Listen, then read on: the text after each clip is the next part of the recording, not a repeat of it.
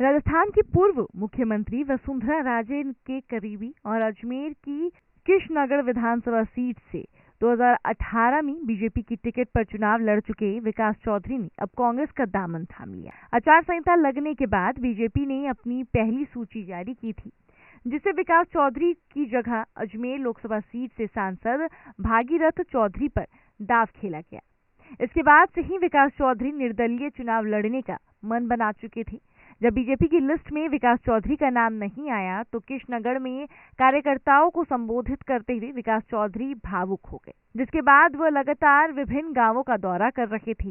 इसके बाद वो कांग्रेस नेताओं के संपर्क में आए और बुधवार यानी कि कल वो झुंझुनू में प्रियंका गांधी की सभा में कांग्रेस में शामिल हो गए। विकास चौधरी वसुंधरा राजे के खास करीबियों में शुमार। साल 2018 के विधानसभा चुनाव में भारी विरोध के बावजूद राजे ने विकास चौधरी पर दांव खेला।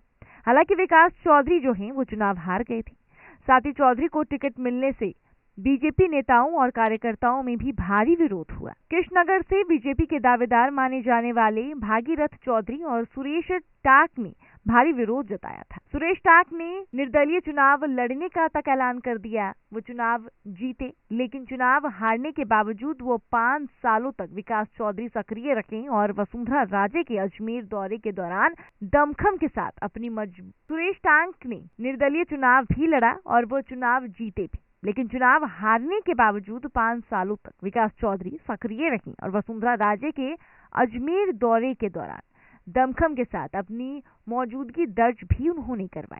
सुरेश टांक ने निर्दलीय चुनाव जीतने के बावजूद 5 साल तक कांग्रेस सरकार को समर्थन दिया, लेकिन कांग्रेस ज्वाइन नहीं की। इस बार सुरेश टांक के बीजेपी में शामिल होने की उम्मीद थी, लेकिन बीजेपी द्वारा टिकट नहीं दिए जाने से सुरेश टांक खफा हुई और निर्दलीय चुनाव लड़ने की फिर से घोषणा कर दी।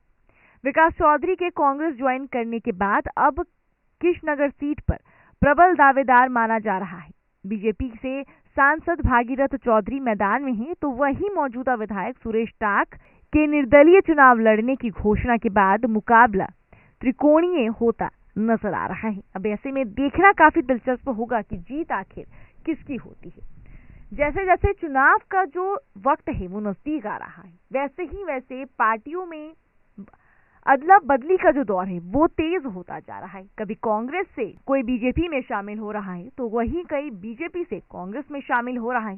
जैसे जैसे उम्मीदवारों के नाम की घोषणा हो रही है, जिसके नाम कट रही हैं, वो पार्टी छोड़कर दूसरी पार्टी में जा रही हैं, ये सोचकर कि दूसरी पार्टी उन्हें उस सीट से चुनाव लड़ने का मौका देगी। अब ऐसे में देखना ये काफी दिलचस्प है कि कब तक ये जो दौर है वो चलता रहेगा। आखिर कौन कौन से नेता अभी और पार्टी छोड़ने वाले हैं, कौन कौन से नेता निर्दलीय चुनाव लड़ने का ऐलान करने वाले हैं और इससे पार्टी को कितना नुकसान होने वाला है, ये देखना काफी दिलचस्प होने वाला है।